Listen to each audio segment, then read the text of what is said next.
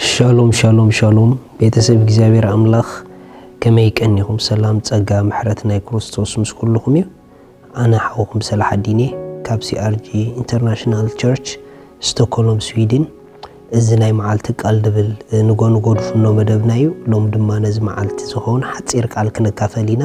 ንጎን ጎ ሰዓት 5 ኢድ ወርድ ንኩለን መዓልትኩም ብደይ ቃላይ ተተወን ሓሳብኩም ልብኩም ድሕሉ ቃል ይሃልኩም ስለዚ ንጎን ጎ ኣብዝናትና ቻነል ተዳኣቲኩም ንጎን ጎ መዓልቲ ድሆን ቃል ክትረኽቡ ኢኹም ኢየሱስ ንዘለዓለም ጎይታ እዩ ኩሉ ካብ ቃል ስለድወፅእ ቃል ክህልወና ይግባዩ ሎም እንካፈሎ ቃል ፈውሲ ቁጣዓ ድብል እዩ فوسي قطع يسوس نزل عالم قويتاي ريخم قطع بتاعم خفي قطع ابيوت بزح ነገር ይዘባላሽ ወልካ قطع ابيوت بزح ነገር ይዘጥፈልካ ስለዚህ እዚ قطع ابيوتنا ንኸይቀጽል እንታይ ዓይነት ፈውሲ ክንረኽበሉ ንኽእል ዝብሎ ማዓንቲ ክንርኢና መጽሐፍ ቅዱስ ምሳሌ ምዕራፍ 29 ምሳሌ 29 ጥቕሲ 22 ቁጡዕ ሰብ ባእሲ የልዕል ተነቃፍ ሰብ ኃጢአት ይብዝሕ ريهم قطع سبن تنقاف سبن حديهم قطع سبن كوراي سبن حديهم مخنياتو قطع نخراس لزومصو قطع تنقاف سب سلازغبركا تزغرموكم جن قطع سبيلو باسي العليلو ريهم كل غيزي قطع اب هيوتنا كل علزي غبو ነገር ይዘላዕለና ቁጣዓት ሰባት ኣብ ህይወቶም እንተዳሪኹሞም ኩሉ ግዜ ንህይወቶም ሓደጋ የምጽሎም እዩ ኩሉ ግዜ ንህይወቶም ናብ ክትኮሮ ዘይግባእ ስፍራ ይሒዝዋ ዝኸይድ ንምንታይ ተተባሃለ ቁጣዕ ንስምዒትካ ካብ ዘይምቁጽጻር ዝወጽእ ነገር ስለ ዝኾነ ስምዒቱ ክቆጻጸር ዘይክእል ሰብ ካብኡ ዝወጽእ ባህሪ ቁጣዕ ይበሃል ስለዚ ቁጣዕ ካብታ ሓደ ሰይጣን ንህይወት ብዙሓት ንምብልሻው ድጥቀመሉ ሕማቕ ባህሪ ሪኹም ሰይጣን ድጥቀመሎም ኣፍ ደጌታት ኣብ ህይወት ኣለዎ ካብቶም ሓደ ሰይጣን ኣብ ህይወትና ንናትና ዘበለ ነገር ንምብልሻው ድጥቀመሉ ኣፍ ደገ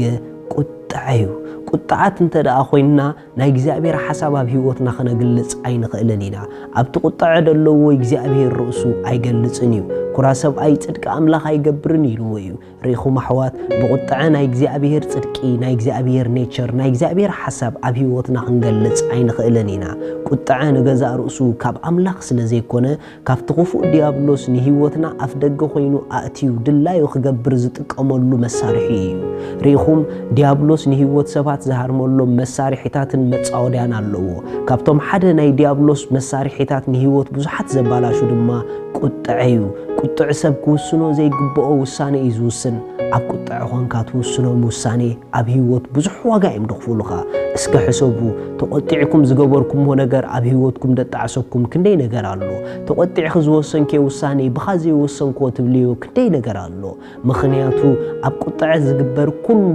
ቁኑዕ ኣይኮነን ኣብ ቁጣዕ ኾንካ ትገብሮ ኩሉ ጌጋ እዩ ምኽንያቱ ቁጣዕ ካብ ዘይምቁጽጻር ስምዒት ዝወጽእ ሕማቕ ባህሪ ስለ ዝኾነ ስለዚ መጽሐፍ ቅዱስ ቀጺሉ ተነቃፍ ሰብ ግን ኢልዎ ኃጢአት የብዝሕ ሪኹም ኢቭን ካብታ ሓደ ኣብ ለእሲ ኃጢአት ክንገብር ድገብረና ኣምላኽ ናብ ዘይከብረሉ ጎደና ንህይወትና ሒዝዋ ዝኸይድ ናይ ቁጣዕ ባህሪ እንተደኣለና እዩ ሪኹም ቁጣዓት ሰባት ንገዝኦም ባዕሎም እዮም ደፍርስዎ ቁጣዓት ሰባት ንቤቶም ባዕሎም እዮም ደፍርስዎ ምኽንያቱ ኩሉ ግዜ ኣብ ቁጣዕ ንርእስኻ ደይምቁጽጻር ስለ ዘሎ ንርእስኻ ደይትቆጻጸር እንድሕር ኮንካ ድማ ኣእጋርካ ክስጉምኦ ዘይግብአን ክስጉማ ክትውስኖ ዘይግብአካ ክትውሰን ትኽእል ኢኻ ምኽንያቱ ዝጠቕመካን ዘድልየካን ብሰንኪ ቁጣዕ ኣብ ህይወትካ ከተጥፍኦ ትኽእል ኢኻ ስለዚ እዚ ቁጣዕ ድበሃል ነገር ኣብ ርእስና ናብ ርእሲ ካልኦትን ንኸይቅጽል እንታይ ዓይነት ፈውሲ እዩ ዘለዎ ብኸመይ ዓይነት መንገዲ ሰብ ንርእሱ ካብ ቁጣዕ ከድሕና ይኽእል ብኸመይ ዓይነት መንገዲ ኸሰብ ንኻልእ ሰብ ካብ ቁጣዕ ከድሕሎ ይኽእል ክልተ ነገር እዩ ንኻልእ ሰብ ካብ ቁጣዕ ከመይ ጌርና ነዝሕሎ ንርእስና ካብ ቁጣዕ ከመይ ጌርና ነድሕና መጽሐፍ ቅዱስ ብግልጺ ንቁጣዕ ዳሃርም ወይ ድማ ንቁጣዕ ዘዝሕል ነገር ኣቆሚጥልና ኣሎ ኣሕዋት ቮልካኖ ሪኢኹም ኣለኹም ካብ መሬት ንደገ ክትኮስ ከሎ ልክዕ ከምኡ ድማ ቁጣዕ ካብ ውሽጥና ተተኪሱ ኣብ ደገ ንዘለዉ ነገራትና የባላሽዎም እዩ ስለዚ መቁጣዕ ሕማቕ እዩ መቁጣዕ ካብ ኣምላኽ ኣይኮነን መቁጣዕ ድማ ኣብ ህይወት ብዙሕ ነገር የኽስረና እዩ መጽሐፍ ቅዱስ ናይ ቁጣዕ መልሲ ክነግረና ከሎ ንሰብ ካብ ቁጣዕ ከመይ ጌርካ ከም ተዝሕሎ ንርእስኻ እውን ከመይ ጌርካ ከም ተምልጣ ሲምፕል ዝኾነ መገዲ ኣቐሚጥልና ኣሎ ምሳሌ ምዕራፍ 15 ልኡም ምላሽ ጥቕሲ ሓደ ልኡም ምላሽ ንቁጣዓ የህድኦ ተሪር ቃል ግና ኩራ يلعل زجرم نجاري كابتحاد نقطع زهدوء كابتحاد نقطع زحلو لؤم ملاش يو ريخم لؤم ملاش نقطع أنت يجبرو يزحلو ترير قال كنقطع أنت يجبرو يلعلو نقطع زلعل قاليو نقطع زحل قاليو أحوات أنت دقا سبات تقطعهم مصخون كوينهم ويدما تقطعهم دزاربخم من دحر كوينهم بقليلو ختزحلو لهم تخولو من قدي شعو أبتسعاتتي لؤم ملاش كاباخم كوتصالو لؤم ملاش نزي تقطع سبت دقايبكم مو اتو لؤم ملاش كم ما ينحو خوينو كابتزلو وقطع كورو دايو مخنياتو لؤم ملاش نقطع يهدئو سلازبل كاتسيلو دما نجزاء رؤسكم كاب قطع ختهدئوات دليل دحركمكم ابتناي قطعه سمعيد سمعكم لؤم زخونه حساب محساب تلامرو እግዚአብሔር አይከብሮሉን ይዝነገርዚ አነ ድማ ውሉድ አምላኽ ድማ ነው ቁጣ አይጽውዕነን አባይ ዘሎ ፍረፍረ መንፈስ እንዳቦልኩም ልኡም ዝኾነ ምላሽ ሕሰቡ ልክዕት ዝሐሰብኩም መጽቡቕ ሐሳብ ነትን ስምዒትኩም ዘንድድ ዘሎ ነገር ከም ዝዝሕል ክገብሮ እዩ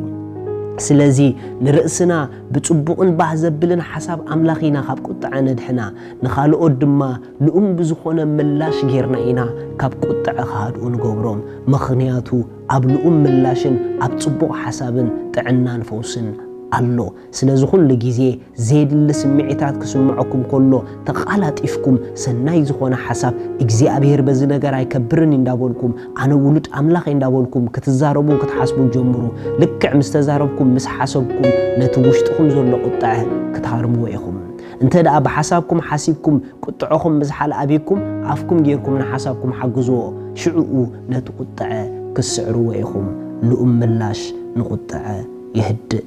እዩ አምላኽ ሰማይ ይባርኽኩም ሎሚ ንጎይታና ኢየሱስ ክርስቶስ ኣብ ህይወትኩም ደይ ተቀበልኩም ወሰባት ተዳአለኹም ጎይታ ኢየሱስ ክርስቶስ የዋጾኩም እዩ ብደይ ኢየሱስ ህይወት የለን ኢየሱስ ተቀበለ ግን ናይ ዘለዓለም ህይወት አላቶሞ ሎሚ ሓወይ ሓፍተይ መዓልቲ ምድሓን ካሎም ስለ ዝኾነት ንጎይታ ወሲንካ ተቀበሎ እንተ ደኣ ወሲንኩም ንጎይታ ኣብ ህይወትኩም ከተንግሶ እዛ ጸሎት ምሳይ ጸልዩ እግዚአብሔር አቦ ስለ ወድኻ ኢየሱስ ክርስቶስ የመስግነካ ኣለኹ يأمن الله ኢየሱስ ክርስቶስ ስለ ኃጢአተይ ከም ዝተሰቀለ ዕዳ ኃጢአተይ ከም ዝኸፈሎ ምእንታይ ከም ዝሞተ ብሳልሰይቲ መዓልቲ ከም ዝተንሰአ يأمن ኣለኹ ካብዛ ሰዓት እዚኣ ኣነ ውሉድ አምላኽ ኮይነ እየ አሜን እዚኣ ድጸልኹም ብጣዕሚ እንቋሓጎሰኩም ኣብ ህይወት ትክክለኛ ውሳኔ ኢኹም ወሲንኩም በዚ ብታሕቲ ዘሎ ከም ድወሰንኩም ጎይታ ከም ተቀበልኩም ንገሩና ለስደድ መጽሐፍቲ ክንሰደልኩም ኢና ተባረኹ